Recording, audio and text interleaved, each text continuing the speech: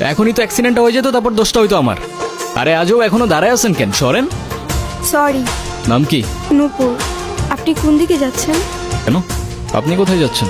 রূপগঞ্জে। আপনি চাইলে আমি আপনাকে ড্রপ করে দিতে পারি।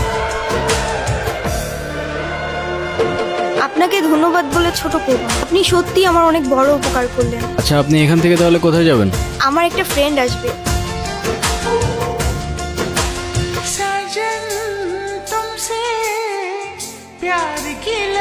আমার মা দেখলে আপনারা মেলা খুশি হবে। ওই, সমস্যা কি তোর? ওনারা ডিস্টার্ব করতেছিস কেন? কেরে তুই আমার কলার ধরছিস কেরে? এইটা আপনার ফ্রেন্ড, ওর জন্য আসছিলেন? না, উনি আমাকে অনেকক্ষণ ধরে বিরক্ত করতেছে। এই বউ, এটা কে? ওই, কি লাগে ও তোর? আফা আফা, উনি আমার আফা হয়। হ্যাঁ, মেয়ে দেখলে মাথা ঠিক থাকে না, না? বিরক্ত করতেছিলি কেন? বিরক্ত নয়তো গুরু, আমি ওনাকে প্রোটেকশন দিচ্ছি। এলাকা তো ভালো না, মাল করে ভরা।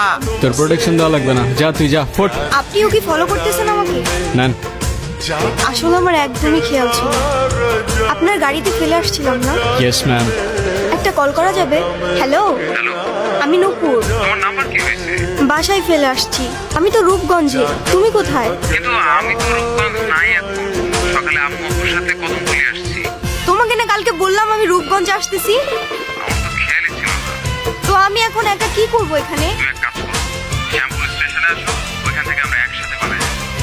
আচ্ছা ঠিক আছে, আপনি কি আমাকে একটু শ্যামপুর স্টেশনে পৌঁছে দিতে পারবেন? চলেন, আমাদের জার্নি এখানেই শেষ। আচ্ছা, আপনার বয়ফ্রেন্ড কই? ও আসে নাই? আসছে হয়তো। আচ্ছা, আপনার ফোনটা একটু দেন তো। কি হয়েছে, তুমি কল ধরতেছো না কেন? আমি স্টেশনে এসে দাঁড়ায় আছি, তুমি কই? আসলে একটা প্রবলেম হয়ে গেছে, বুঝছো? কি হয়েছে? আম্মু বলতেছে যে মেয়ের বাপ মায়ের পরিচয়টাই নাই, সেই মেয়ের আমি পরে তুলতে পারবো। এই শহরের মানুষগুলোর জন্য কান্না করে লাভ নেই, মুখটা ধুয়ে ফেলেন, আর পারলে সাথে নিজের কষ্টগুলোও মুছে ফেলেন। বলছিলাম না, আজকাল মানুষের 2 দিনে ভালোবাসা হয়, 3 দিনে পালাই গিয়ে 4 দিনে ডিভোর্স হয়ে যায়। আপনার তো তাও ভাগ্য ভালো, আগেই কাহিনী শেষ। আচ্ছা, আমার সাথে বারবার কেন এমন করে বলতে পারেন? আচ্ছা, কি হয়েছে বলেন তো? সে যেই তো আসে নাই, আপনি বাসায় ফিরে যান। না, আমি আর ওই বাসায় ফিরতে পারবো না, আর কখনো ফিরতে চাই না। ফিরতে চান না মানে? ঠিক বুঝতে পারলাম না। মা বাবা হারানোর পর আমি আমার মামা বাড়িতেই বড় হয়েছি।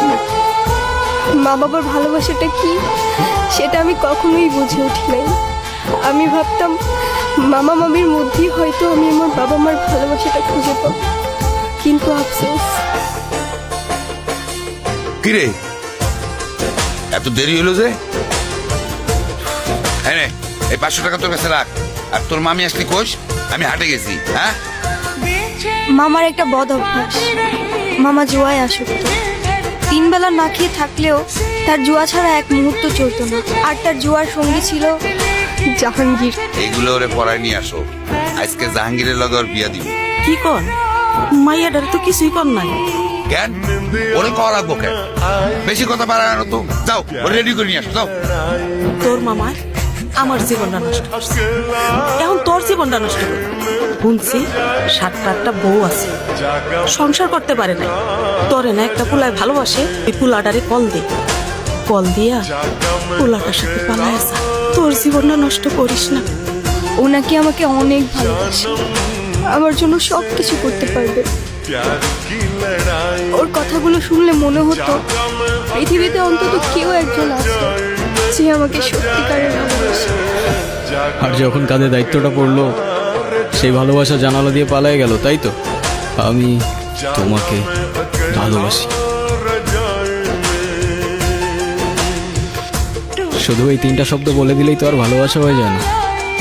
সারা জীবন পাশে থেকে দায়িত্বটা কাঁধে নিয়ে তারপর ভালোবাসাটা প্রমাণ করতে হয়।